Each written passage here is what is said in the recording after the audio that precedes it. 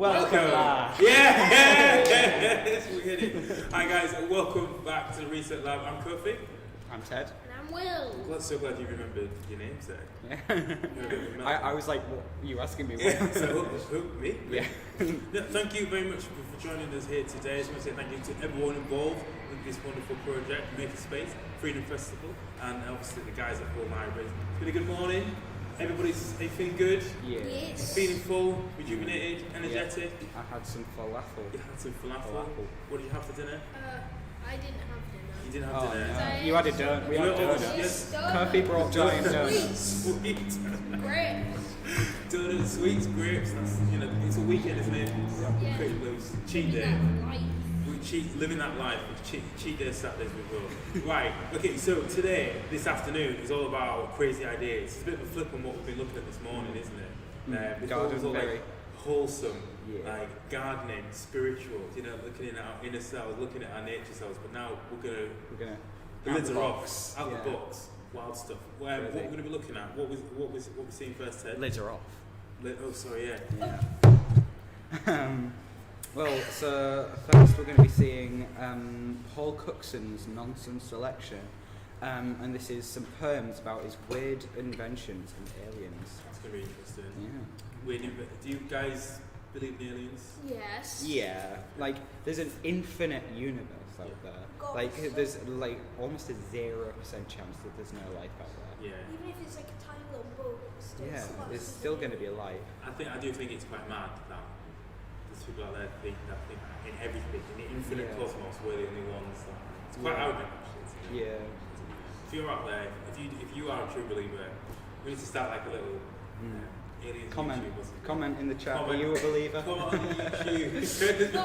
Hashtag Reset Lab. And if you don't, then we can welcome that too as well. So that'd be pretty cool. Poems about weird inventions and aliens. What do you think is the weirdest invention of the 21st century? Stuff that we use today that's quite odd, quite strange. Like I thought the hoverboard was quite awesome. hoverboard. When the Lexus in 2015, when Back to the Future was set, Right. when the hoverboard came out, I was like, awesome. Right. So it's not necessarily weird. It's just pretty cool. Well, what do you think? It's a bit of a weird invention that people sort of still use today. Everything's weird. Everything's weird. But Yeah. it's hard to think. I don't know. Is there anything? Everything's. It's a very philosophical answer to that. Everything's weird when you look at it. I love it. I think. What's a microphone? Microphones. Really? So you can Who hear knows? better. Who knows what a I microphone is? personally feel like there's this thing that's been doing the rounds online. Is this sort of machine where you put little bits of like fruit, vegetable in it, you tap the top of it, and the blades chop it up. Yeah. But the weird thing about that is you already have to chop up your food to make it small enough to put the thing. Yeah. Why don't you just continue chopping it up? And it's not necessarily weird, it's a little bit pointless. But anyway, we're going to be looking at weird and... It's just satisfying. It's satisfying, it is very satisfying. But we're looking at weird inventions, obviously aliens. First of all, that's going to be the first video we're going to be seeing in quarter past. What we're going to be looking at that one, after that as well. Some crazy ideas that might just work. This is going to be good. Now, I know a couple of guys that have done this. Jed Salisbury is a very, very funny guy.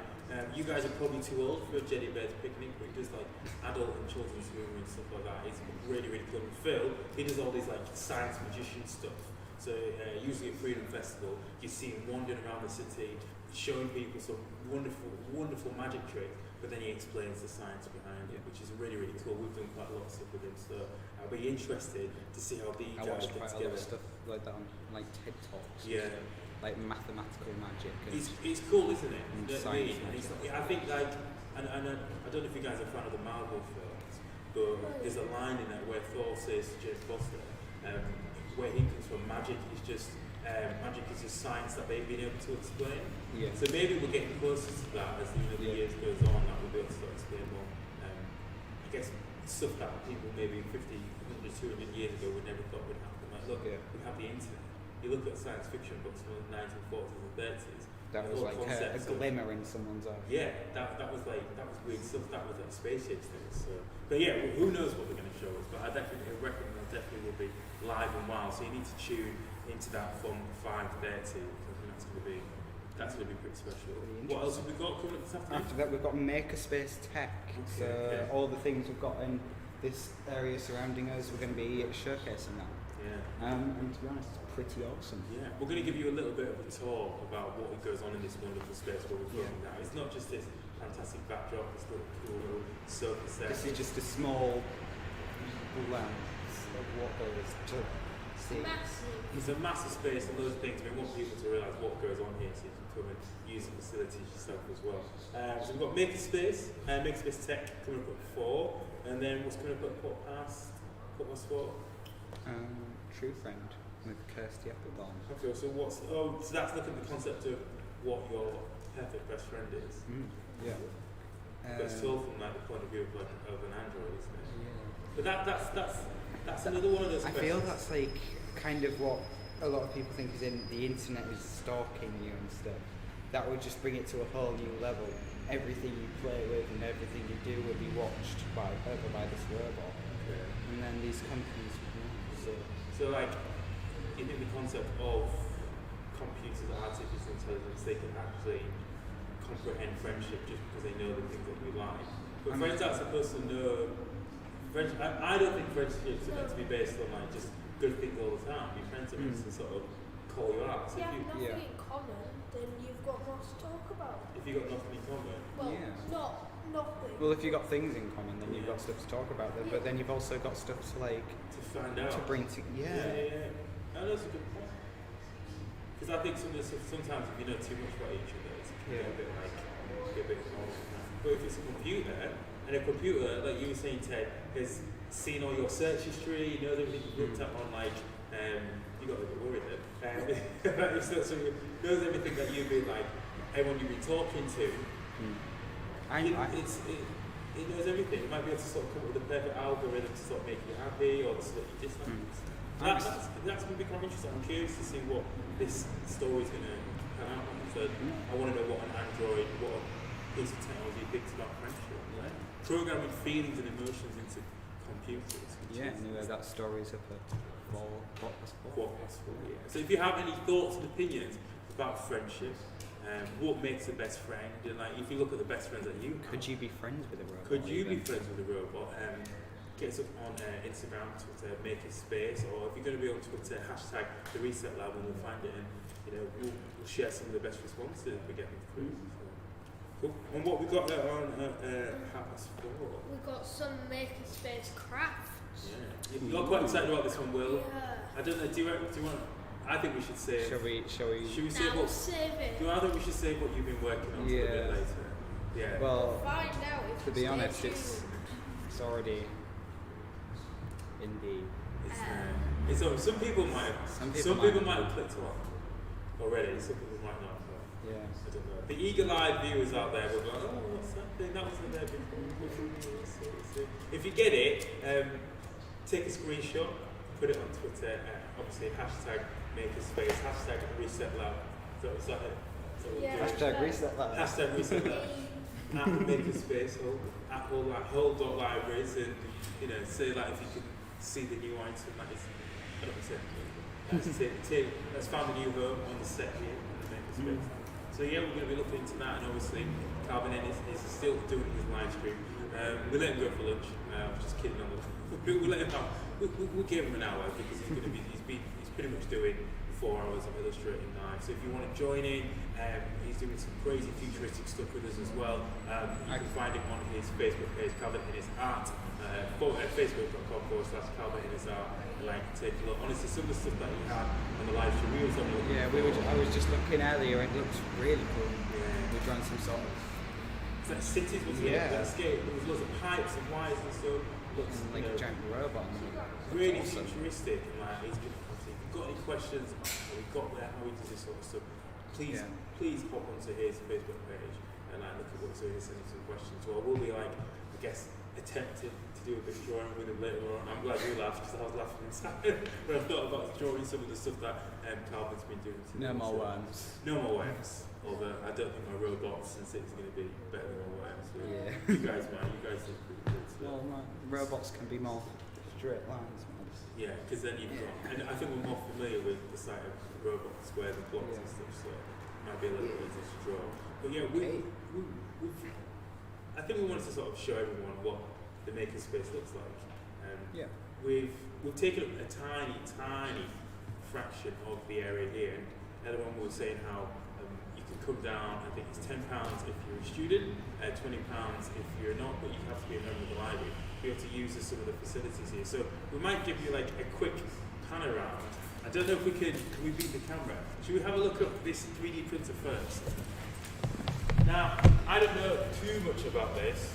I might have to tell you what. I'll let you guys go over to the 3D printer. Where's Wilbur?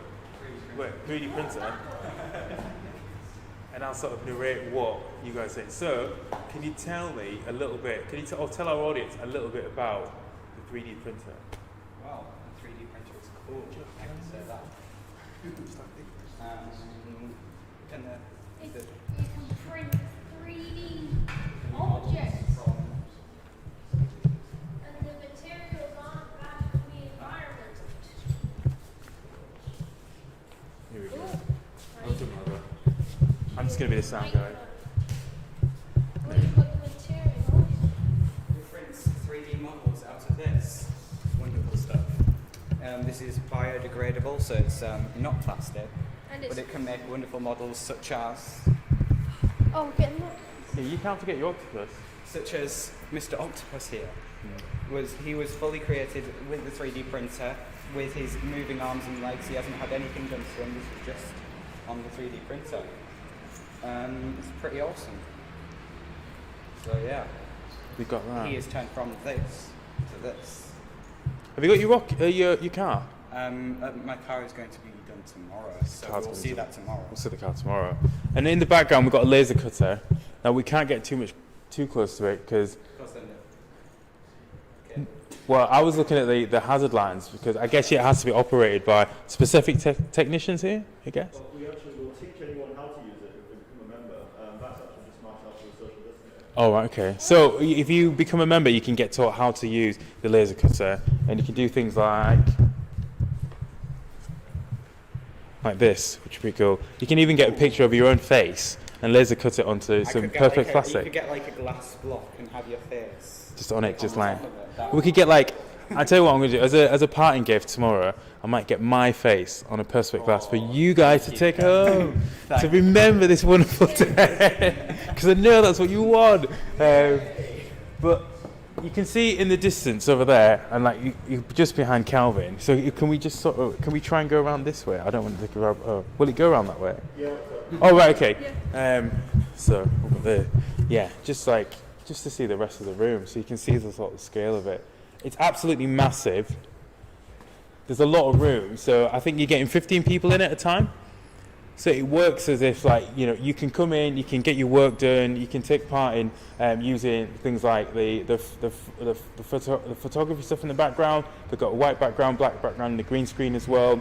There's various maps. There's all this sort of space. You can come in and work at a socially distanced level as well, so you don't have to worry. If you are quite worried, quite anxious about everything that's going on with the coronavirus and the pandemic at the moment, you can still come in and get your creative endeavours done and still operate at a socially distanced manner as well. So it's great, it's fantastic, and not many places have the luxury of having something like this, because I think every city, every town, every place needs a place where people can go and flex their creative muscles. And the fact that they've got all the Macs here, they've got the photography set up there, the laser printer, the laser cutter and the 3D printer, it's massive. So have a look on the whole library's website. Follow Makerspace on Twitter just to keep up to date with what they've been up to, and also to get some information and to find out all the details. To come and speak to some of the team to find out how you can get involved with the space here. So we just wanted to sort of show you how we've been working, how we've been operating, and the fact that it's a cool little setup, but it is a place for you guys to come and work as well.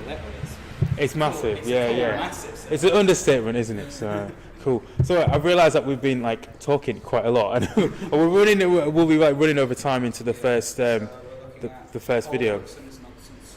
Paul Cook's nonsense selection. All right, okay. So and then we'll be back on the couch. Brilliant, awesome. Thank you for joining us.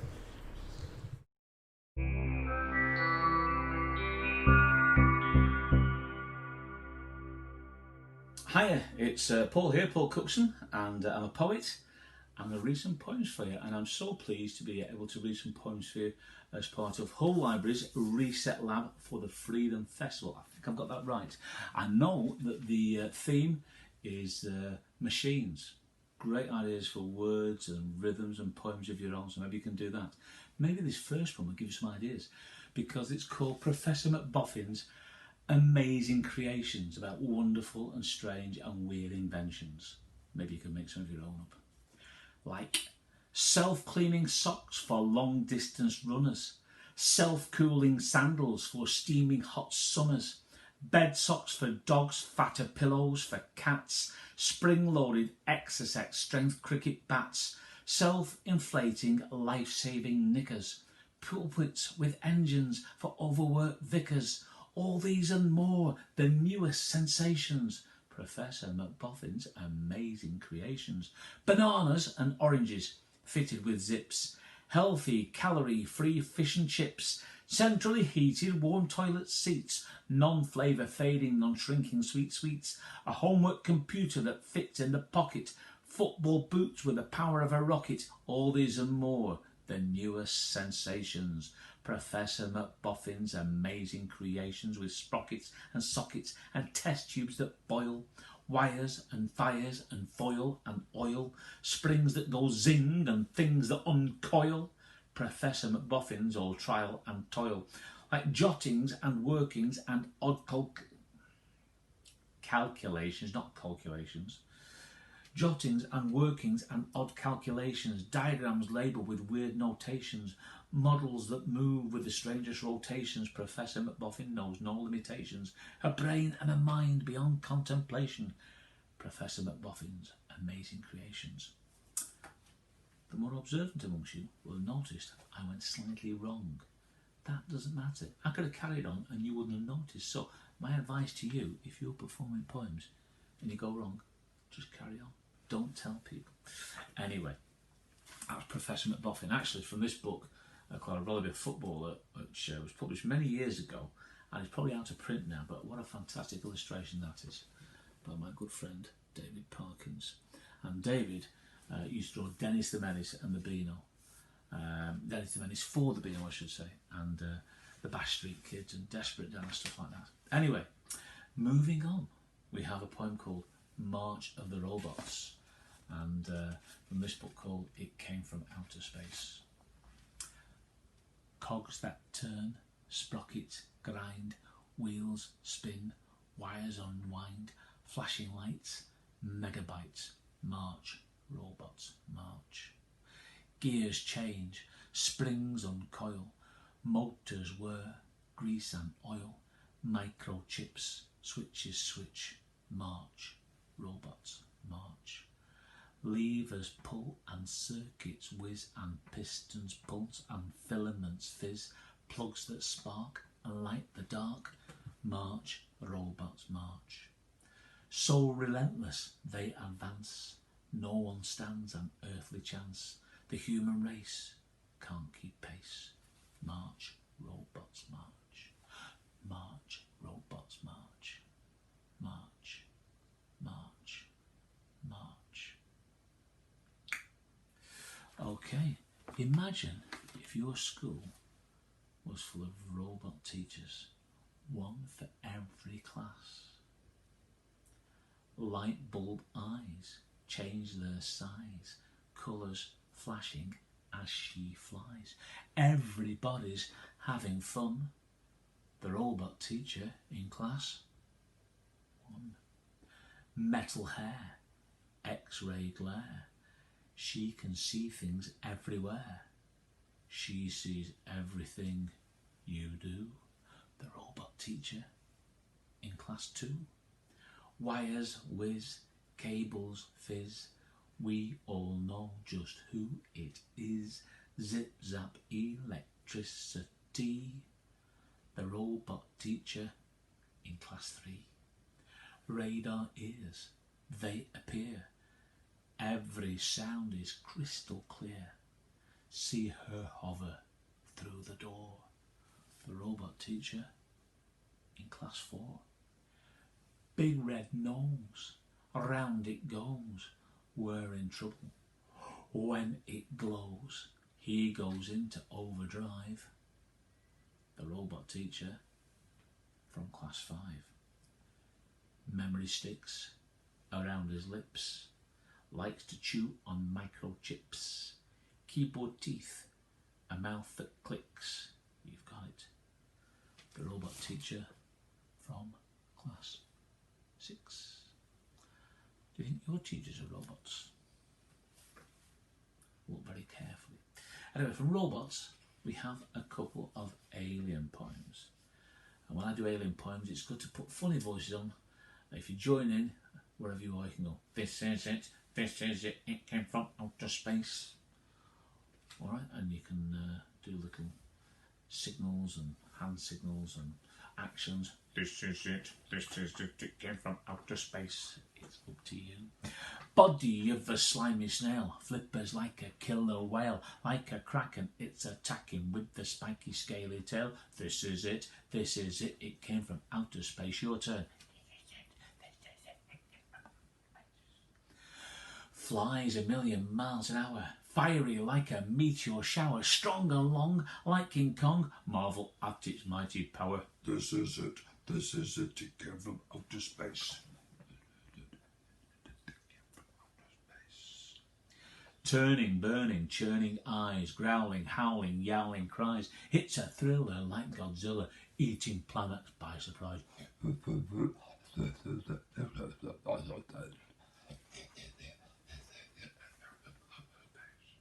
Colours that you've never seen. It's part reptile, part machine. Supersonic and bionic, massive, monstrous, moody, mean. This is it, it came from outer space. This is it, it came from outer space. And this book is called There's a Crocodile in the House. And the second poem that's an alien poem in this book is called Beep, Beep, Whoosh. About a flying saucer. You can go beep, beep, whoosh. You can join in with that. Silver saucer shining bright, flashing beams and laser lights. Beep, beep, whoosh. Faster than the speed of sound, see it spinning round and round. Beep, beep, whoosh. Breaking laws of gravity with maximum velocity. Beep, beep, whoosh. Like a diamond in the sky, beaming down from way on high. Beep, beep, whoosh. Nasty pilot, nasty crew, beaming down from me and you. Beep, beep, whoosh. Beep, beep, whoosh. Beep, beep, whoosh. This is it, it came from outer space. So, there we have it. Some alien poems, some machine poems, some robot poems, maybe some poems that will give you ideas to write poems of your own. Make up your own machines, make up your own machine that can do anything you want to whoever you want. And make up your own robots that will do all your jobs for you. But basically, have fun with the words. I hope you enjoy listening to them, and I hope you might go away and write some poems of your own that could be even better. So thanks again to Hull Libraries, the Reset Club and the Freedom Festival. Have fun. See you next time.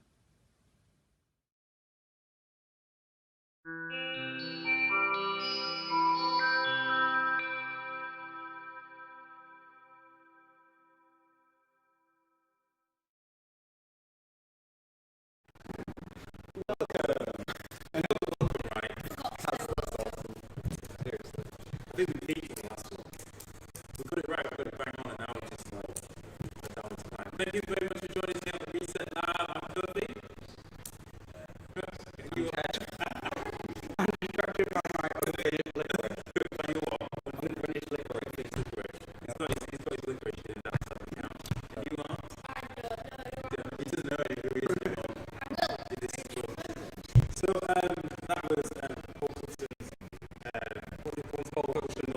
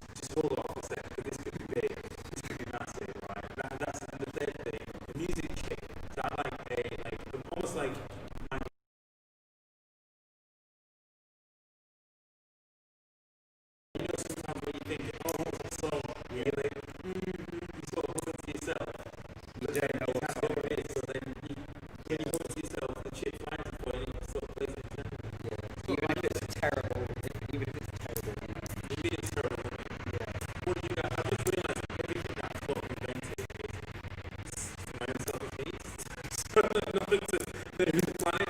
Hopefully you guys have thought a bit more. Well, Ted, you want to go? Well, what have you got? I came up with a pocket drum kit because I'm sure Will would agree, but I'm a drum pencil as well, and it's just when you feel like drumming, you need to drum. So it's like if you can drum, that's like makes you there. We're having a few issues with the sound, so I have to apologise. So guys might need to speak up just a little bit louder. Okay, so alright, we're going to get you fixed soon. Okay, so a pocket drum kit to a self-filling teacup. So once you run out of tea, you're like, oh damn, and it's like, boom. Does it look like with tea though? I mean, it can be like anything, but I think tea. Let's not get too ahead of ourselves. Just one type of tea. Yeah, and then it's not really an invention, but hamster town. Hamster. I love hamsters. I think of my spirit animal as a hamster. So a town full of hamsters is like awesome. And are you the mayor? Oh well. And are you a hamster in Hamster Town? I mean, my spiritual hamster would be a man. Your spirit hamster. Your spiritual hamster mayor. And then finally, a hair gel measurer. Because I always either use too much hair gel and it looks terrible, or too little and it just drops out. So I need like the perfect amount. What's going on today? Is it too little? Too little. I used the hair dryer, I got my hair all wet, did it with the hair dryer and then put the hair gel in, and it's just dropped out. It's terrible. Terrible lives with it. First of all, what we got? What do you think of? Right, a sandwich, Right. but it makes itself to whatever you fancy it. Ooh. So it's connected to your brain somehow, Right. and then when you look away, and you look back, it's just there. It's just there. Eat it. And then, It's like if you were thinking, oh, I love an ice cream sandwich. Oh my god, it's there. But then do you have to be specific about ingredients and support? nah, it'll just, It's just like whatever your mind thinks. yeah. So, and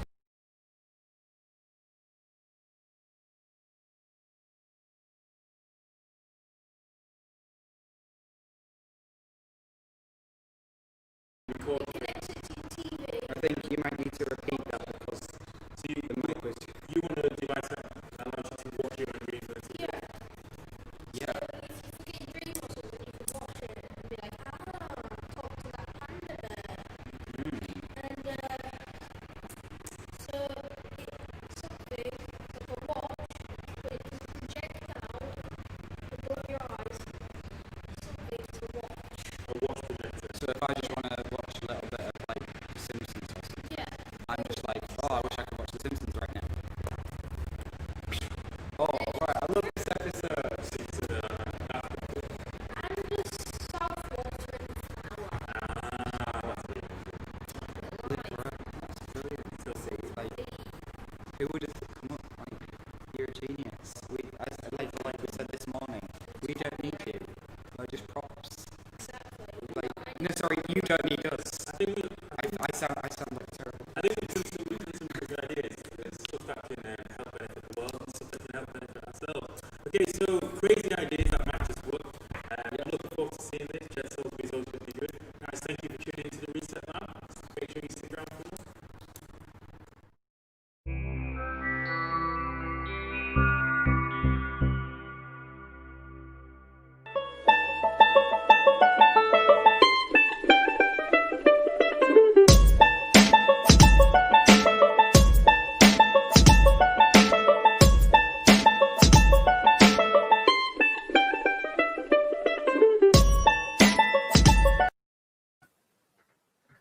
Hello and welcome to Crazy Ideas That Just Might Work, the online game show that combines science and fiction to explore the quirky, discover the weird, and present to you the craziest ideas that just might work. I am your host, Phil Bell Young, and in today's show, we attempt to save the planet. I know, crazy, right? We have with us today two fabulous contestants who will do their best to solve our world's problems. What will they come up with? Will they figure out a solution to our pesky plastic problem? Maybe discover a way that we can cool our climate. Perhaps, maybe, only one way to find out. Stay tuned for the next 20 to 25 minutes to find out what they come up with. You can also play along at home. In the comments section next to this video, please share your crazy ideas that you think just might work. So, without further ado, it is time to introduce our first contestant. Contestant number one, she comes from all the way from Swindon. She is an ex-cell biologist, a science communicator, and if she can't save the planet, well, luckily and hopefully there are others that can. Ladies and gentlemen, please go wild for Sarah Cosgriff. Hello! Sarah, how are you feeling today? Are you feeling like you can solve our world's problems? I think so. I think I can do it. And to be honest, I just want to beat Jed. Really? That is the right attitude that we want to have. And speaking of our next contestant, our next and final contestant is a local Hull comedian and celebrity who has been voted the funniest man in 2014 by Scunthorpe, which is a place in North Lincolnshire. He sounds like the perfect guy to be stuck in a natural disaster with. Ladies and gentlemen, please welcome Jed Salisbury. Hello! Jed! Just starting with some energy. I'm good, man. Yourself? I am not too bad. How are you feeling? Are you in the zone? I feel like I am out of my depth, but when your back's against the wall is when you bring the real science, right? Well, there's only one way to find out, Jed, and that is by getting straight into our first round. So we are going to roll the transitions for our first round. It's crazy enough that it just might work. So in this round, we have asked both our contestants to prepare a 3-minute pitch of the craziest idea that they think might just save the planet.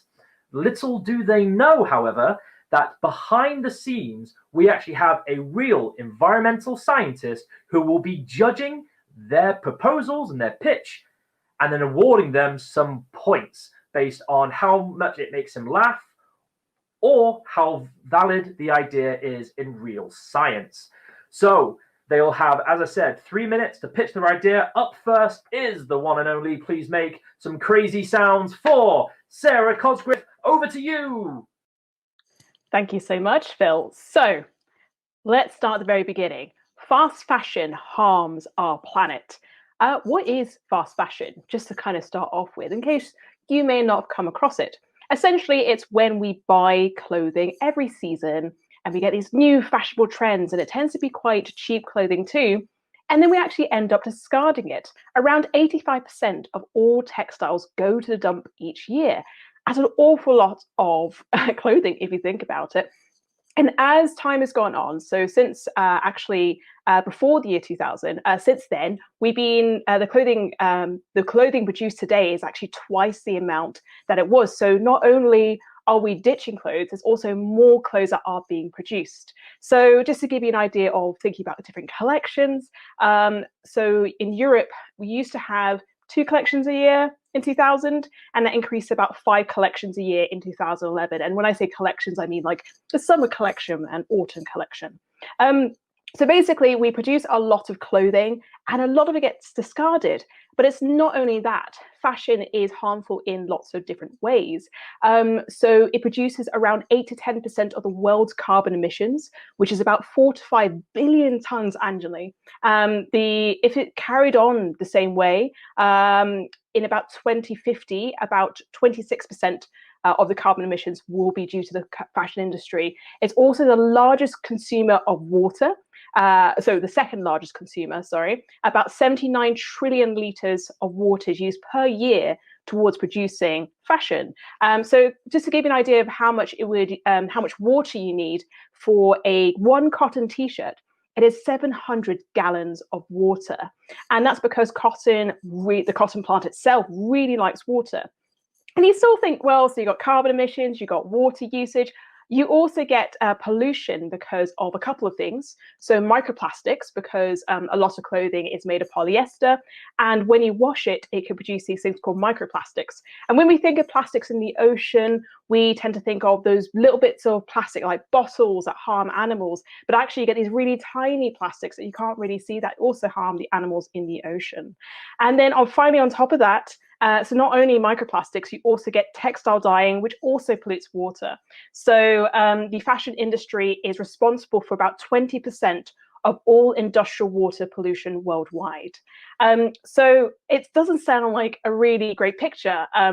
We talk a lot about how cars can cause problems to our planet, but actually what we don't always think about is how fashion, especially when we buy things on an individual level, can also be really harmful too. Now, of course, we need to wear clothes, but I think what we need to think about is the consumption of clothes, that we don't want to just buy stuff because it's fashionable. And then next season, we're going to be wearing something else entirely. And I also don't want to shame families or people who are buying cheap clothing. Sometimes you can only buy what you can only buy what you can afford, right? And sometimes people don't necessarily have all the money to buy really expensive, high quality clothing. So what is my idea? So I think we should move to a society where, if anybody's familiar with cartoons like The Simpsons or just cartoons in general, where you have just the same wardrobe. So imagine opening a wardrobe just like Marge Simpson does, and you see the same line of green dresses. That would just be a wonderful world. And you might be thinking, well, that sounds really boring, but hear me out. It reduces the cost, so you save so much money, not by buying clothes. You also don't think too much about what you're going to wear in the morning because it's kind of there. And also you could wear whatever clothes you like. So the way I see it is that you get to choose whatever uniform, I guess is a term for it, it is. So you have all the creative control. So for me, I love wearing dungarees and a t-shirt, right? I wear that a lot of days. If you think about the moment of all of us being at home a lot because of lockdown, essentially we are kind of picking you might be picking up the same stuff. I've been wearing the same 2 pairs of shoes. And you can wear this wherever you like. So whether it's at work or going to a wedding, it would be awesome to go to a wedding in dungarees because pockets and comfort. And if you do want to wear sport pants in the office, wear that. You don't have to wear a tie and a shirt. We can still do things like renting clothing items. I just see lots of benefits to it as well as the planet. Now, I do say that I think children and teenagers could be exempt from this uniform system because they're still figuring out themselves, still figuring out their identity, and they're growing, so they'll need new clothes. But generally, I just think that we need to have a look at how we treat clothes and actually try to invest in clothing that is high quality, lasts a long time, wanting to repair, and just not wanting to bin. And are there ways in which you can reuse it in other ways? And just, as I say, really think more about fashion. But I would love a world where I could just wear dungarees and t-shirts every day, essentially. That's what I really want. Not really so much saving the planet, I think. But anyway, that is my idea, which is creating a uniform closet. Amazing! Thank you so much, Sarah. You know what? I was just thinking whilst you were saying that, you know what? I could definitely wear this shirt all the time. Like, not only does it look great, it feels great. Thank you so much for that, Sarah. We'll be back with you momentarily, but we are now going to move on to our next contestant. Just another quick reminder that if you have any crazy ideas that you think might save the planet, write those in the comment section next to this video. Now it's time for our next contestant to give his pitch a go. It is Jed Salisbury. Well, I like Sarah's idea. That was great. Get rid of fast fashion. I completely agree. But here's the thing. That is so small scale. So what I am saying is there's all these industries polluting, damaging the planet. They're all different industries. So here's my plan. You give me billions and billions of pounds. I buy all these industries because we don't know who these industries are. We get rid of one pops up. None of that. It is all run by me. And I become a super villain. And then the world, like in movies where superheroes unite and defeat the villain have to defeat me. This is my outfit. And just so you know I'm evil, I wrote it on the hat. Right? So I'm going to own all the oil corporations. I'm going to have henchmen. I'm going to change the deep into my evil lair. Right? And I've got penguins wearing little outfits, matching outfits to me. That could be my henchmen. So all you guys have to do is you don't have to stop all these massive companies polluting and destroying the planet. You just have to stop me and my billions and my penguin henchmen. Right? It's a simple idea, but think about it. Think about it. You can't stop litter, but if I earn all the litter, you can stop me. And then once I'm stopped and you're united in your superhero scheme, you can then try and stop me. I mean, you'll definitely stop me because one, I'm an idiot because this is a peg holding this evil sign up. So that's one easy way to stop me. You can quickly outsmart me, right? And once you stop me, all my money and industries have to close down so we don't have these things polluting the planet, destroying it, tearing apart the earth. But also, for a year or so, just think how cool it will be to have a supervillain, a nemesis, someone you can really stop. And I'll be in my evil lair with my unicorn just on my chair, like maybe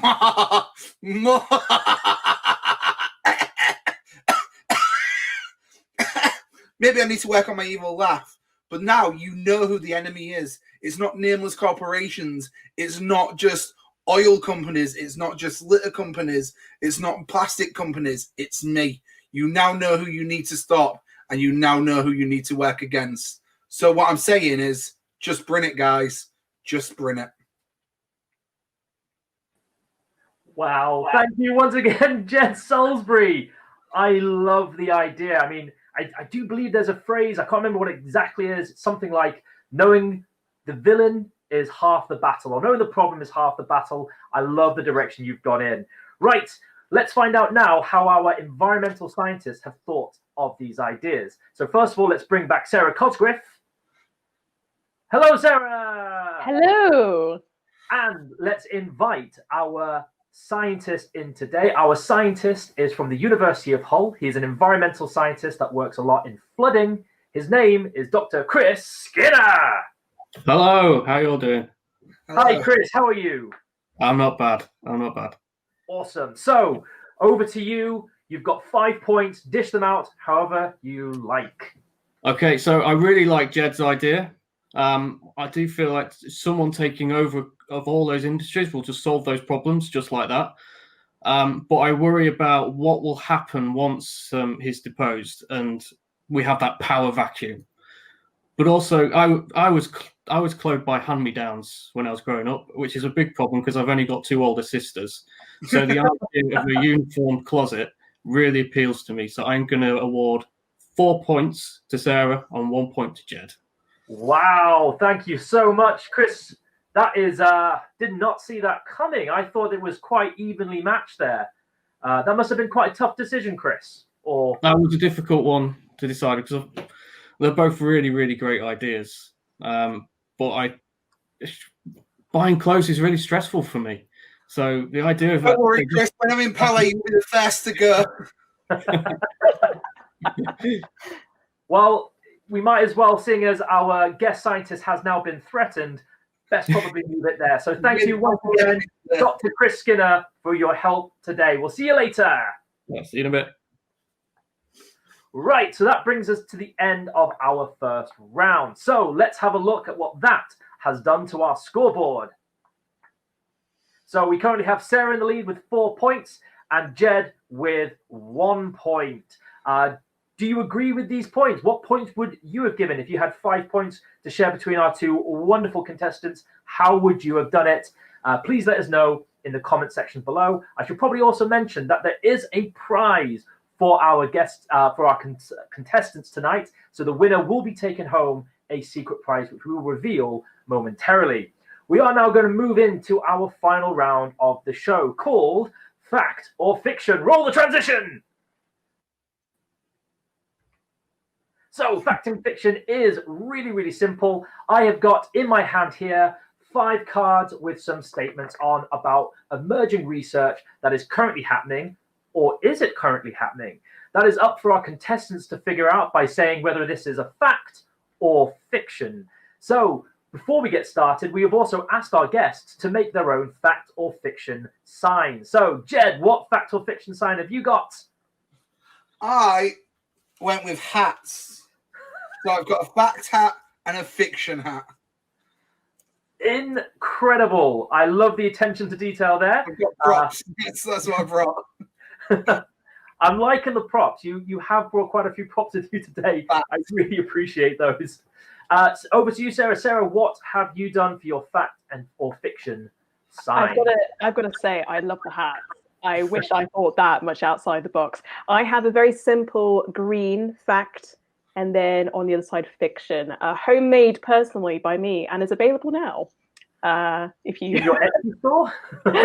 Etsy store now. Just one of these signs. That's it. All of it. Amazing. So we are going to go into our fact or fiction round. We probably have time for, let's go ahead and say 2. Seeing as Sarah, you're in the lead, you get to pick the first color: green, blue, pink, orange, or yellow.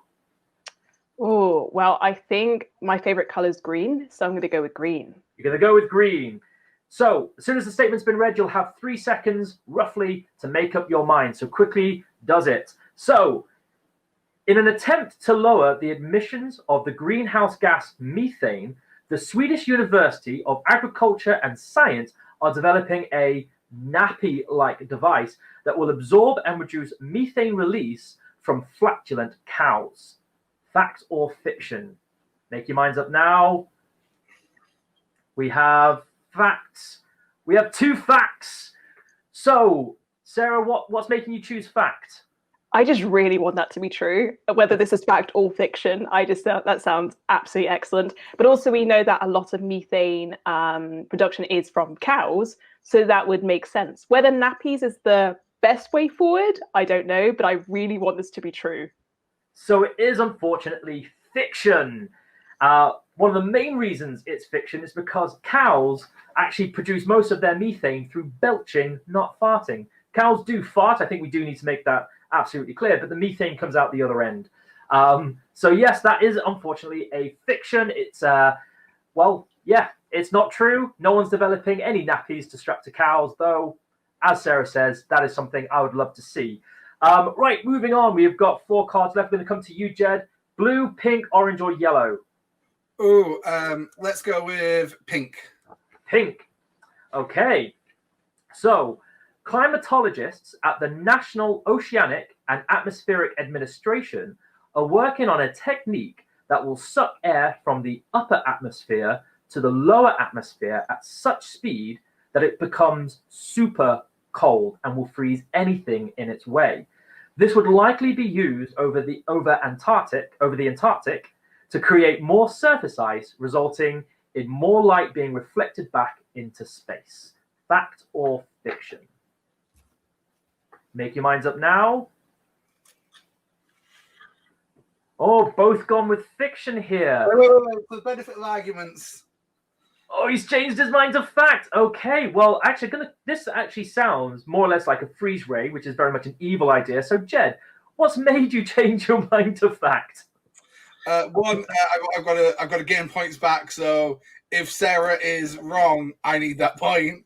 But also, I like it. Like, I feel if this was my evil enterprise, I would invest into that system, and he would use it to freeze Superman when he came to fight me. So it is unfortunately fiction, and in fact, it's so fiction because I based this off the film The Day After Tomorrow, which is a disaster film, also known as cli-fi, so climate fiction.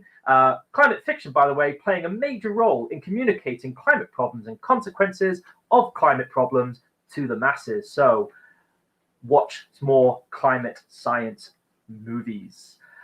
Right, so that does bring us to the end of round 2. So let's first of all check the scoreboard. Let's see who our winner is today of the very first ever Crazy Ideas That Might Just Work. It is Sarah with 5 points. And Jed, embarrassing 1 point. No worries, Jed. Good try. It was a good attempt. I think you deserve a pat on the back for that at least. I feel like my lack of knowledge of science really held me back in this science quiz. Right, well, Sarah, as our winner, let's see what you have won. Roll the prize reel.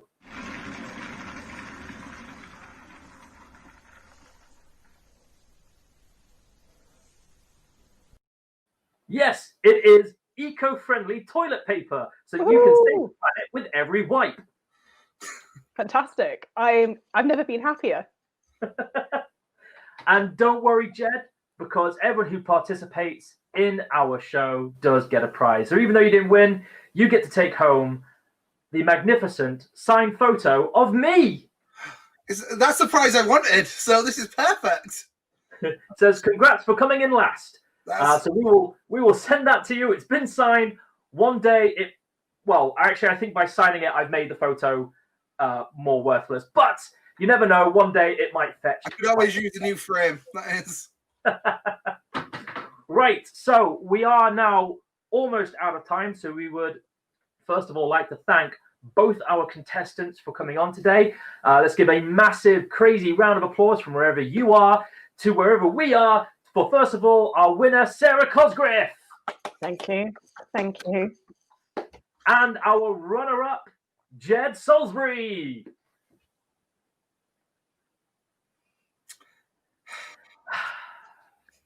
So, thank you once again for both of you for coming on our show today. You've been absolutely great. This has been a great first attempt of this show, so we'd like to thank you from the bottoms of our hearts. The other people we'd like to thank are the people that have made this possible, down at Freedom Festival, Hull Library, the Makerspace, and of course, Reset Lab.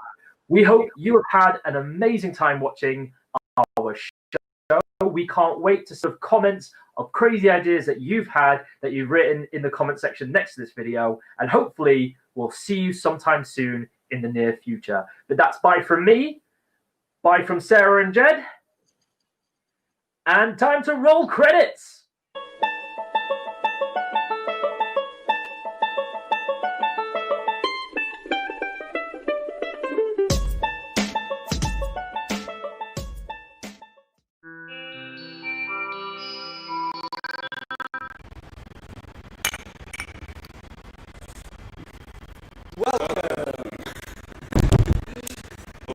That was really good. It's nice to see Jed up there, very funny guy. Didn't you say we should just give Jed all the money? Yeah. Just take over and I do that. I mean, it sounds like a good plan because then we get to all humans would then team up, and then surely that would give more of a team spirit to stop bigger problems. Bigger problems than Jed. So you Jed as a problem, like a villain, everybody can get a uniform. Yeah. That's genius. It's almost evil genius. Yeah. You're a real genius. It's almost He's the villain. he's like the promotional villain. You're the big bad villain. I like that. That's cool. A bit like yeah. So it's a bit like you have like the Black Hole and the Dance as well. Yeah. Okay. We've been thinking of some solutions ourselves to some problems. Who wants to go first? I'm sure there's one. Well, what have you got? You can go first. Okay.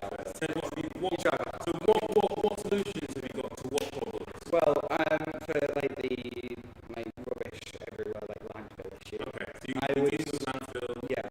plastics, stuff that doesn't really biodegradable things. Yeah. Right. I would make a giant tower, basically a giant dustbin tower. Right. That would everyone would put their rubbish in, so there'd be one in every town, and everyone would put their rubbish in, and every month, once it filled up, it would launch everything so high and so fast that it would just like a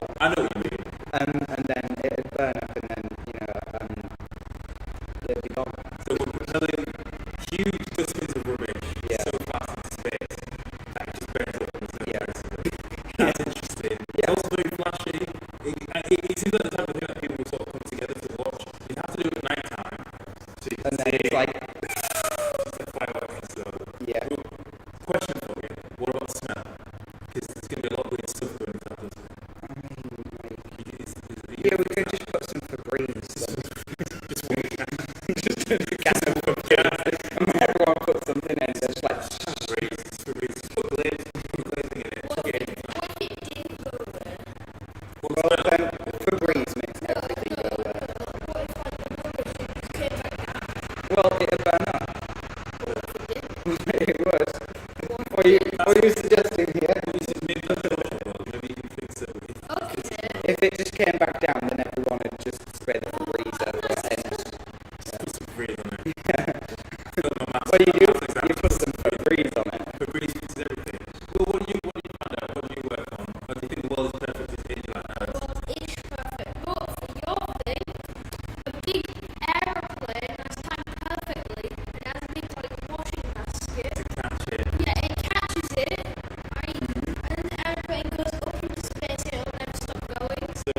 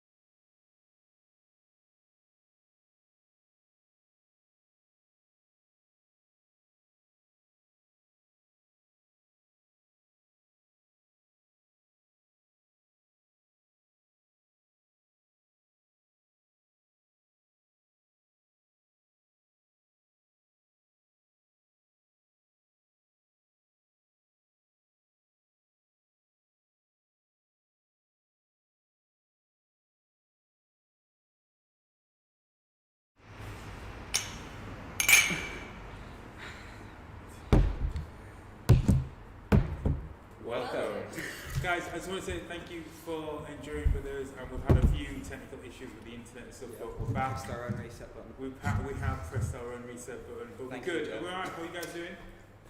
Fine? Yeah? Yeah. Sounds good. So we're gonna jump into True Friend by author Kirsty Applebaum. It's all about, we talk about this earlier on, where we're like, what makes a friend? Can you be friends with technology? Can you program friendship, love and compassion into tech? But we don't know. I think I'm already best friends with my computer. I think I'm pretty much best friends with my mobile phone. Now, I put out on my Instagram saying, what makes a friend? Low Green says, someone who gets you with one look. So whether it's like, you both know what each other think and you better start laughing, or you both know what each other think and you think, oh man, they're not impressed with me. Kim says, telling you to stop being a wet lettuce and giving you real honest advice. I love that one, thanks Kim. And Will, someone called Will Fowler says rhubarb. I wonder who that would be. I mean, there's not many people. There's not many people called Will, is there? Fowler. Anyway, should we take a look at this? We are running a little bit behind, but again, once again, thank you for bearing with us. And this is True Friend by Kirsty Applebaum. See you in a minute.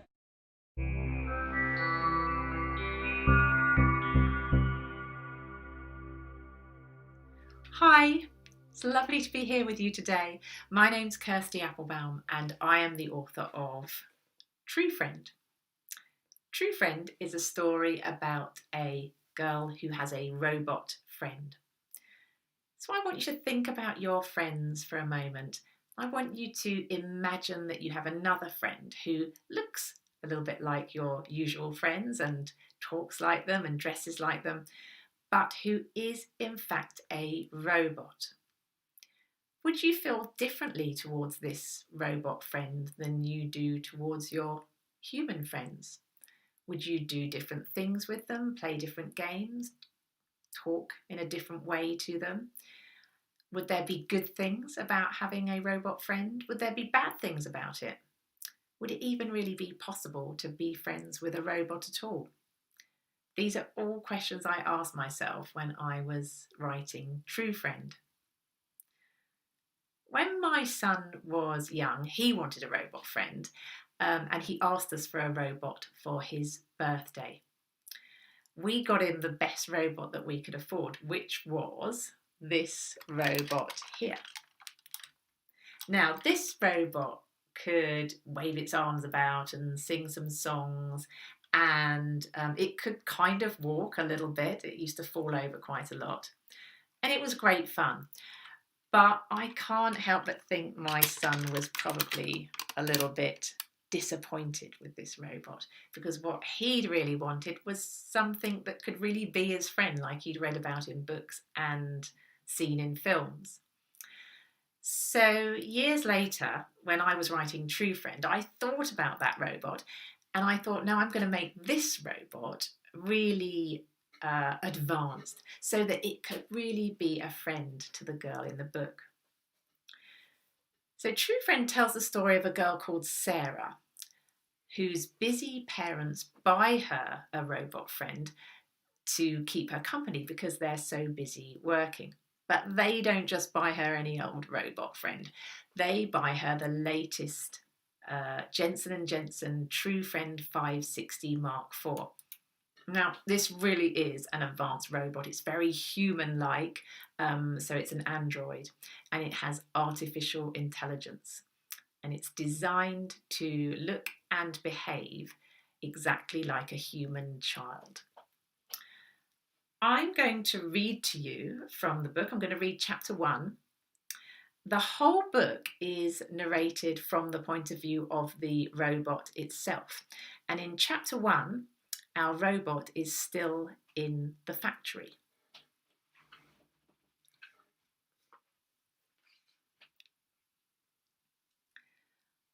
I sit cross-legged on the floor.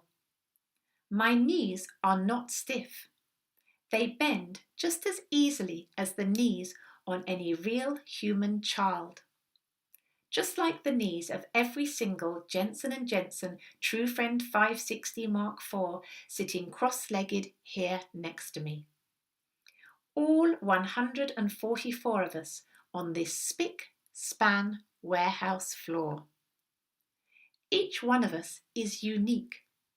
We have different skin colours, different eye colours, and different hair colours. We have different sized noses and ears and thumbs and mouths. Some of us have high voices, some of us have low voices. Some of us are wearing blue denim-style jeans. Our clothes are made of true cloth. True cloth has been manufactured by Jensen & Jensen. It is tear-resistant, water-resistant, stain-resistant, and crease-resistant. The Jensen & Jensen True Friend 560 Mark IV on my left has a picture of an apple tree on the front of his True Cloth t-shirt. The Jensen & Jensen True Friend 560 Mark IV on my right has a picture of the Eiffel Tower on hers. I am wearing a red corduroy style skirt. My t-shirt does not have an apple tree or the Eiffel Tower on it.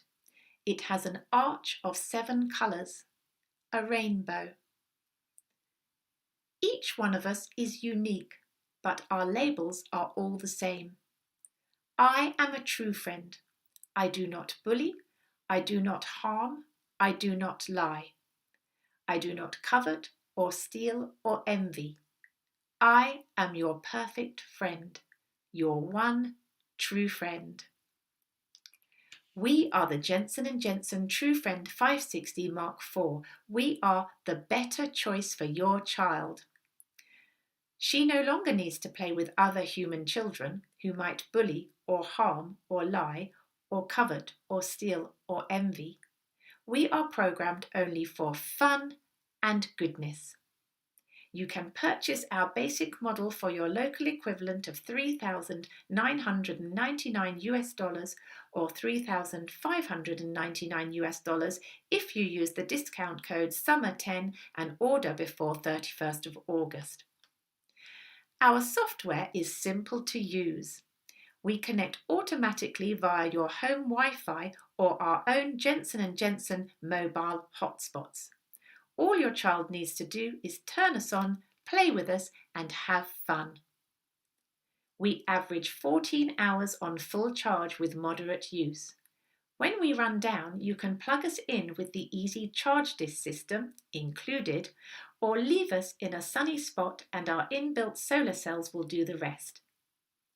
My audio receptors, or ears, are very effective. I can hear the wasters outside. That is what Ms. Jensen Sr. calls them. Cease production now! Jensen & Jensen, stop playing God! Android rights are human rights. Jensen Jr. calls them protesters. Our final testing period is now over. The Jensen & Jensen engineers are turning us off one at a time. They are up to number 75. I am number 83. Next time I am turned on, I will have been ordered, packaged, dispatched and delivered. 80, 81, 82, 80. And that's where the chapter ends, when our robot is turned off. Now, when Sarah first meets the robot, she's not actually all that impressed with it, because what she had really wanted was a dog. As the book goes on, she starts to realise there might be some advantages to having an android friend. But then rumours start to circulate, and we learn that these true friend robots might be a little bit more sinister than everyone first thought. So that is True Friend by me, Kirsty Applebaum. Thank you so much for listening. It's been great spending time with you. Bye.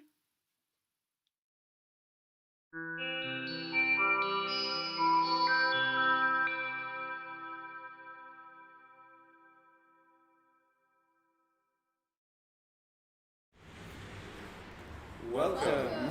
We got that nailed. We have. Pros of this. I will. I'm Duffy. I'm Ted. Oh, you're not going to do it. It's not the gang. Hey, no, I did it. It's not the gang. Go on. I didn't.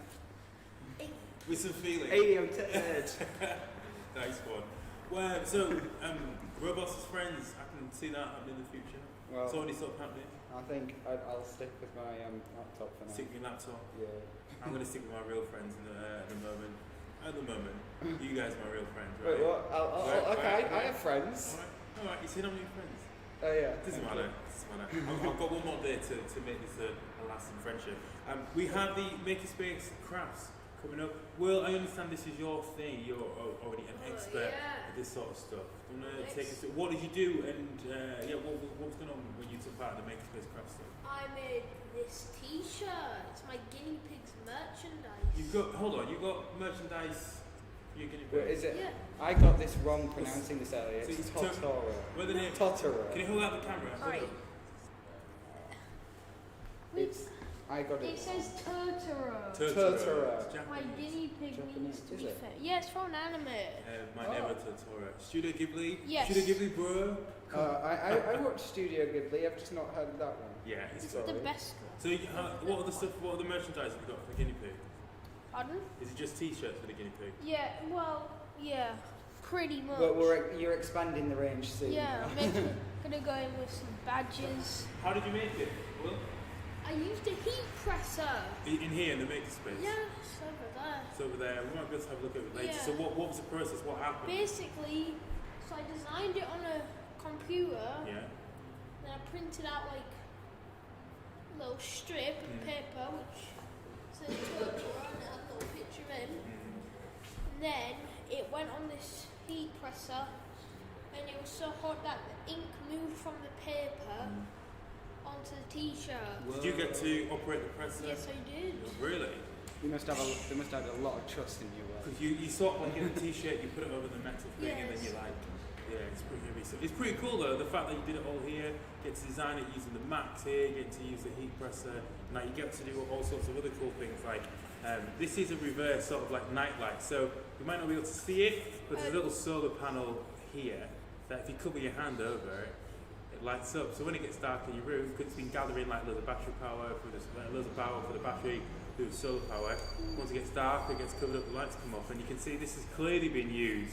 This has clearly been shipped by the laser cutter, am I right? Yeah. It looks like It looks really cool. It's made by Emily here at the Makerspace team. I think this is absolutely class. I think that's what we're going to see on here as well. And I want to show you these cool stencils. These are going to get handed out to every branch library in, I guess, in Hull and East Rand, who are linked with Hull Library. So you can put that on top of your t-shirt. you can have a go at making them and spray it. Make one of these t-shirts as well. Yeah. We used to do this when I was younger. So you basically make shapes and stuff using like bleach and stuff, can't we? So we're going to be seeing that in the video as well.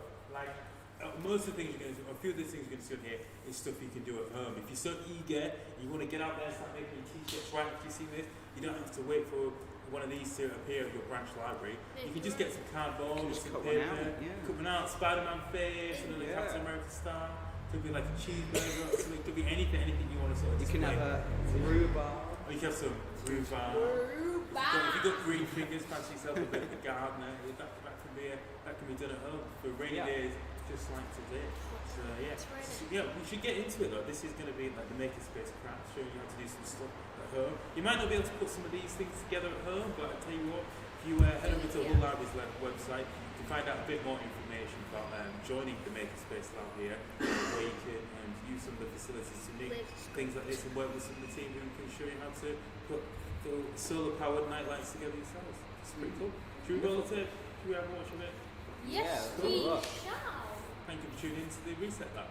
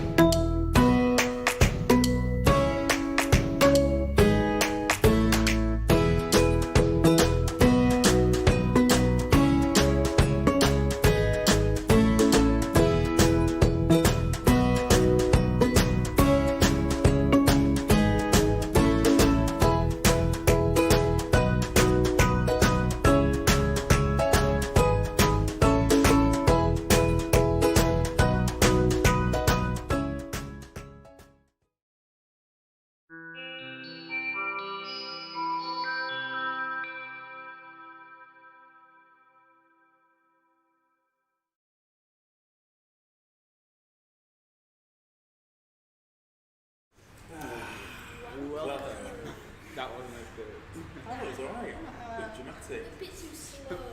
Look at them. Too slow for you. Are you? You're more of a fast lane type of guy. We're like, But there's an original Barry Allen over here. Yeah. Right, okay, guys, welcome back to the reset. I'm Kofi. I'm Will. and I'm Terrence. Alright. We're here in the Makerspace of all libraries as part of the Reset Lab, which is in conjunction with the Big Malaca Festival and the Freedom Festival. And we've just been watching some of the wonderful stuff that you can do with some household items and with some of the machinery and equipment here at the Makerspace. So, earlier on, we're talking about Will's wonderful t-shirt, which is advertising some of the merchandise that it has for his Guinea Pig Totoro. These t-shirts are coming in at $59.99. All good top shops and stuff. Limited amount, so get yours in now. But in a few years' time, people are going to be selling them on eBay for like 500 quid a pop, aren't they? Yes. This is actually one of one, so get it now.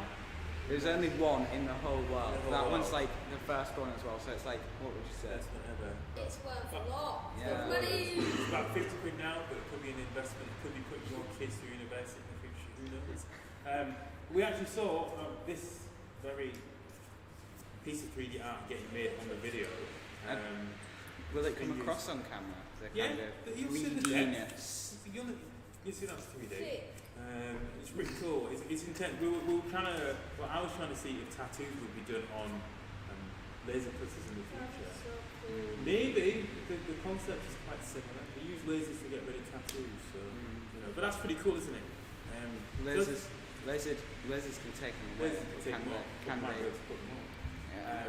We were saying that earlier on, if you are interested in getting any more information about Makerspace, head over to the Hull Library's website. And we know it is £20 for non-students, £20 a month to have access to the space here, £10 a month for students as well. And we showed you just a bit of a snippet of the room itself and some of the machinery and some of the items that are available by signing up and working here. And you can see how much room there is. So, because obviously we know there's a pandemic going on at the time, people might want to stay social distance. We can have up to 15 people working and creating in this room. So give it a think. If you like what you see and you do want to sort of take part in laser cutting using the 3D printer, they've got the Macs and they've got the photography section at the front there. Have a look and you even like drop them a message on Facebook, drop them a message on Twitter and find out, ask a few more questions about the Makerspace here at Hull Library. So we're going to hand over to Calvin Innes. He's been grafted all day, talking to people on his live stream. He's there on facebook.com/Calvin Innes Art, and he's going to be doing this to be at it again tomorrow. Hopefully, he's going to get a bit of a rest today. But should we give him a round of applause? Because it's been great, honestly. It's amazing. We had a bit of a masterclass with him this morning. Like amazing what's going on right now. It's like. It looks like a It reminds me of the Iron Giant. In a way. Well, have you seen Laputa? It's a skipping Iron Giant. Laputa, like one of the shooting Ghibli films, Laputa, Cast in the Sky. Oh, the yeah. robots in there. That's what I'm sort of getting from here. But I think we're teasing everyone that's watching us right now. What will we do? You have a look for yourself. Yeah, you have a look for yourself. We're going to hand over to Calvin and see what he's been doing for the past 3 or 4 hours on his live streams. What's going on? Up to you.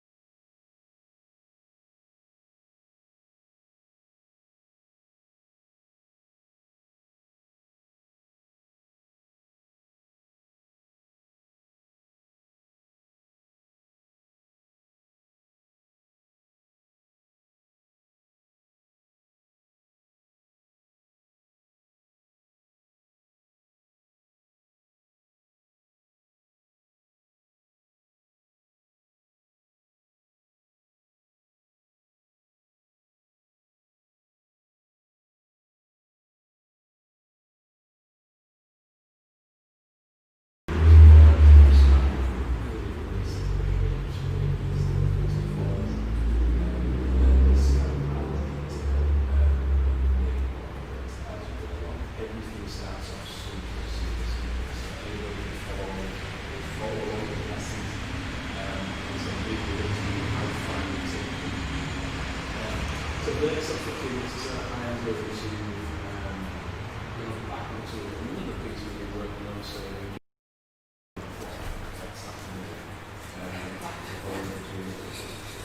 doing a piece of sci-fi.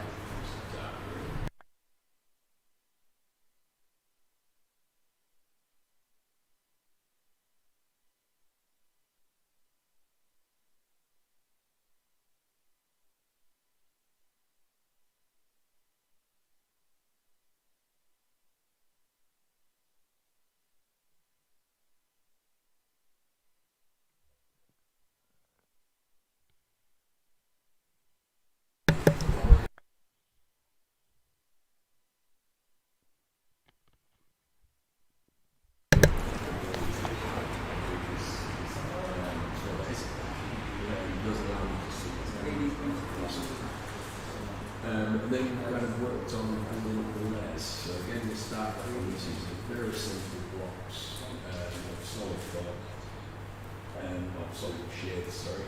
And we just added in extra bits of detail, building the shadow, building the lines. It's all very rough, it's all sketch. There's no real sort of detail in there.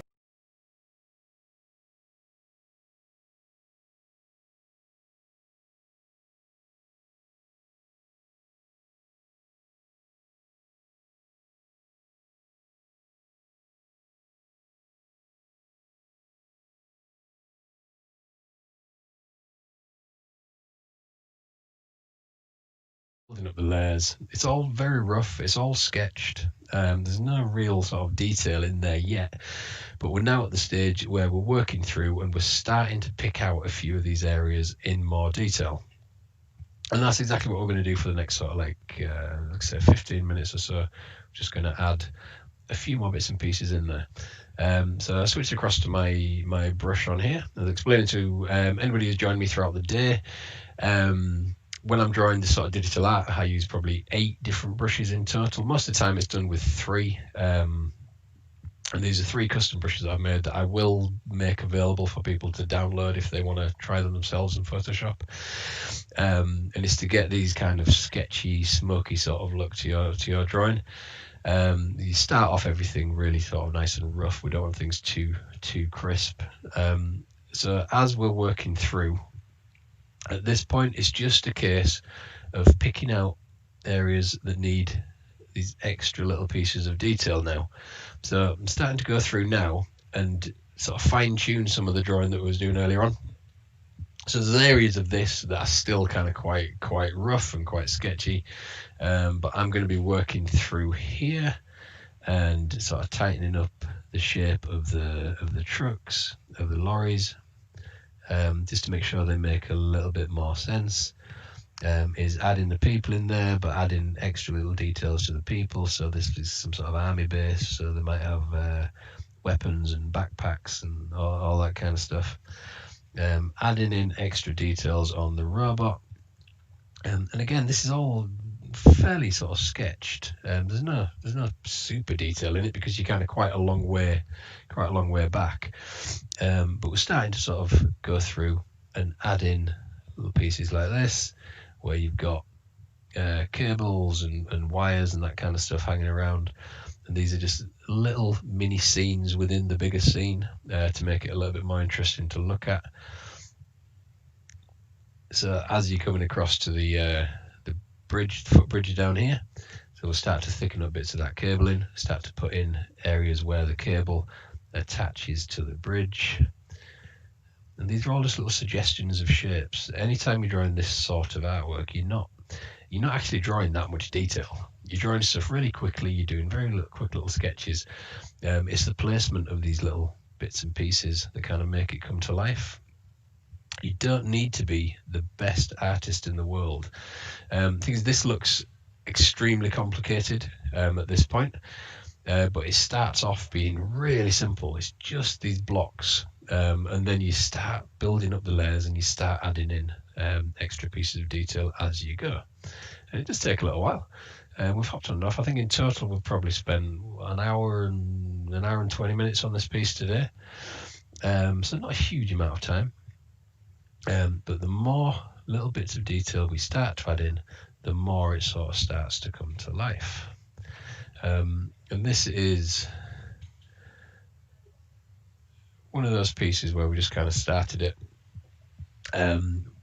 without really knowing what we were doing. Wanted to do a sci-fi piece, wanted to do a robot. So if I sort of knock back there, look, there's the robot. The rest of it is sort of built up in the background. We've now started adding in little pieces of sort of lighting and shades. You can see the lighting over the top of the robot there. In fact, if we go back in there, we're going to add a little bit more lighting in as well. So this is just to kind of bring things to life a little bit more. So we want a few areas of really crisp light that just make this this thing pop out a little bit more. And you can see how adding in these extra pieces of detail just start to bring it to life. There's extra wires sort of hanging in there.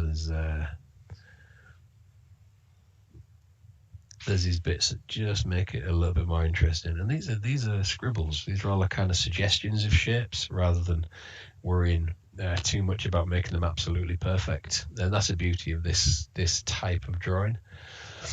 So anybody who has joined me today will have seen a whole series of different drawing tutorials. Some of them fairly sort of random and out there. Some of them have worked alongside this, have sort of tied into this. There's going to be more tomorrow as well, where I'm kind of showing you how to draw various bits and pieces. But as you'll have seen from today, if you follow from this morning, the way that drawing worms eventually played a part in drawing robots. You might not predict at the time, there is a plan to it all. And essentially it all kind of works in the same way. Once you can draw some of the fundamentals, some of these kind of simple things really well, you can then apply them to lots and lots of different things. So being able to draw a stickman effectively means you can draw people, but it also means you can draw robots. It means you can draw people fighting, running, jumping. You can draw people doing different sports, gymnastics, all that kind of stuff, all from learning to draw a stickman effectively. And that's what a lot of these tutorials are going to be like. So we're going to do a few more of those tomorrow. Just for now, we're going to do a few more little details on this. We're doing suggestions here of where kind of there's scuffs and marks and all that kind of stuff. So nothing too detailed at all. I mean, a lot of this is literally just little dots and rivets. These are kind of imperfections in the robot. Because we don't want it to be too smooth. We don't want it to be too perfect. It wouldn't really work. So we're at the stage now where we're actually kind of messing up the drawing deliberately. We're making it a little bit rougher, a little bit more kind of smoky. So if I hop up here and go down to one of my favorite brushes over here, this is you can see there on the screen, it's quite big there. But it's basically kind of a bit of a splatter. So with this, we can start to put in these few little paint splatters, and we're messing up the paint work. We're messing up sort of the body work of the robot, so it's not quite so pristine, not quite so clean. And by using the same sort of ideas around these lights, we're sort of diffusing the lights a little bit. It just makes it more interesting. And the thing is, with this type of drawing, this sort of technique, this is just practice. It's all practice. The first few times you do this, it'll be discovering the brushes that you like using, discovering the way you like drawing. Is one of the things that I try and get across to people as much as possible when you are learning how to draw, when you're practicing, is practicing different styles. Don't be afraid to make mistakes. Mistakes are genuinely the best thing you can do when you're learning to draw. If you got everything absolutely right straight away, your drawings are never going to improve. You're just going to keep doing those same things absolutely right every single time. So if you're absolutely amazing at drawing horses and all you draw is horses, you're only ever going to get more amazing at drawing horses. You know, you're not going to improve. You're not going to stretch yourself. The people who should try and draw horses are the people who hate drawing horses and can't do it very well, because you're stretching yourself, you're pushing yourself, and you're making yourself learn. Make mistakes, go wrong, and then just learn from them. So as you're doing this sort of stuff, keep adding in extra details, and don't be worried about messing stuff up. In fact, try and mess stuff up. It's kind of make a mistake, paint in the wrong area, draw in the wrong area, see what it looks like. You might be surprised. It might work really well. It might be really nice. And that's one of the things we're going to be trying to get across over the next sort of couple of days in these drawing tutorials, that I want you to try and make mistakes. I want you to try and do push yourself out of your comfort zone and draw stuff that you're not particularly used to. So very quickly, thank you for joining me today for these tutorials. I'll be back on again tomorrow from 10 o'clock in the morning on facebook.com/Calvin Innes Art. You can get through to the links to all the live stream from calvininnes.com. Keep sending me through your messages and requests, and I'd love to see what you guys have done as well. Send them through to me on Twitter or Instagram at Calvin Innes. And you can view any of the completed tutorials up on youtube.com/Calvin Innes Artist. Like I say, hopefully see you guys again tomorrow. I hope you've enjoyed today. Keep checking in, keep following all the stuff that's going on in the Makerspace. Keep tagging stuff in, hashtag the Reset Lab, and I will see you all again tomorrow. Hello. Hello. In fact, no. 3, 2, 1. Welcome. Today's been brilliant. Yeah. I've enjoyed it. It's been fun. Learned a few things. I might not be as intolerant of worms as I was. Yep. Learned a lot. Yeah. What about you? I mean, today's definitely, well, it's just been a brilliant time, hasn't it? We've all had lots of fun with the sound. Yeah. Will, what did you think? The future. The future. Yes. Yeah, the future. Future is now. What about it? Everything. We've learned so much. You know, about I can time travel. So see, I just did it. I like. What? Is that quick? We just travelled 3 seconds into the future. And then 3 seconds back? Yeah. Oh, so you waited for us to catch up? Yeah. Oh, right. Exactly. Thank So you. I was there like 3 seconds before you. He's ahead of us. He's been time traveling. Yeah. So we've learned about the responsibility of the reset button. Yeah, we need to. We reset ourselves with the Vegan cooking. Vegan cooking. Oh, Can we be yeah. friends with technology? All that sort of stuff. Yeah. We've got loads of other cool bits coming up tomorrow. We're looking at plastics, friends and family as well. Yeah. The plastics one's going to be quite an interesting thing because, like, as young Will over there has his plastic bottle. I'm reusing He's it. reusing. I've been using a glass bottle. Oh, even better. I've got a bottle that I'm sort of reusing all the time, which currently has some cucumber in it. But we're going to sort of get to the bottom of the Is plastic. that like, do you drink and then if you feel a bit peckish, Mate, just like that is exactly what a I'll be nibble of doing the today. cum-cute. Exactly, I get hungry all the time. So we're going to be looking at the plastic problem and how plastics have gone from being the enemy. They're sort of almost like the hero now with all these sorts of things going on with the coronavirus pandemic. But we want to make sure you guys are tuning in with us tomorrow. We're going to be back with the Reset Lab from 10 o'clock. You can tune in with us here on the Big Malarkey website, the Freedom Festival website, and also the Freedom Festival. And don't forget, Calvin is going to be at it again from 10 o'clock tomorrow, so make sure you're on facebook.com/Calvin Innes Art as well. I'm sure he's going to give his hands a well-deserved rest. I don't know if he's going to go and put his hand in an ice bath. I don't know, how does it work? I don't know what's the recuperation. He's got his face full with a donut, he can't explain that. The donuts are amazing, aren't they? The donuts are like, they're a marathon, not they're a marathon of a donut. He's earned it though, he's earned it. I think he's burnt off enough calories in his hand alone to be able to handle 10 of those donuts. So yeah, there's going to be loads of stuff going on, as you can see from today. So keep an eye on all the social medias from at Makerspace, at Hull.Libraries, and also at Freedom Festival as well. Yeah. We'll be posting up some stuff from the morning, hashtag. And don't forget, put all your posts on hashtag the Reset Lab. But if you're going to be getting involved with conversations online on the YouTube streams, ask questions, send us some stuff you want us to try and figure out ourselves while some of the videos are playing, and then maybe we can get some answers. And obviously, go and have a look at the whole library's website so you can find out a bit more information about the makerspace here, because they want people to come down and use the facilities. They want people to come down and flex their creative talents, creative muscles as well. Creativity. Creativity. You can end up making 3D pieces like this. Yep. It's wonderful solar powered solar light. And you can use the laser cutter. Sorry, I'll never forget that to make things like that. So yeah. And mine. And obviously this one-of-one T-shirt for Will's. There's even these Will's hamster. rock painted cacti.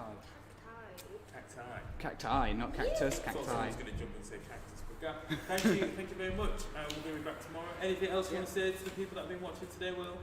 I want to say a Shall we do a joke. clink? Go on then.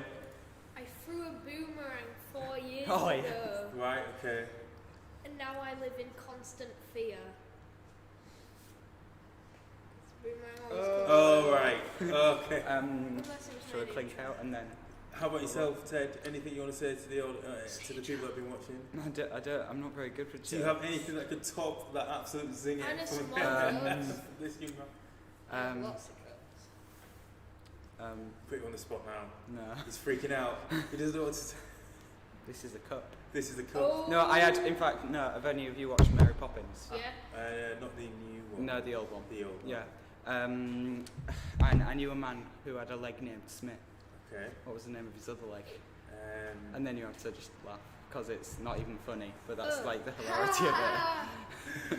I'm learning so much from these guys about presenting. So, as I said earlier, do not forget to tune in. Calvin's going to be on his Facebook page, Calvin in his art. We're going to be here on the Big Malaki website, the Freedom Festival website, and also the Freedom Festival app. So that's all from me, and that's all from the team here at Makerspace. Guys, thank you very much for everyone's hard work. You can't see everyone who's been working. Thank you. Anna's over there, Joe's over there, Ellen is over there. They won't come and say hi because people are camera shy, but you need to know these names. But we'll be getting you guys to meet the team definitely tomorrow. I'll put you all on the spot. So thank you. Thank you very much. Thank you. Bye. Bye. Bye. Now my arms.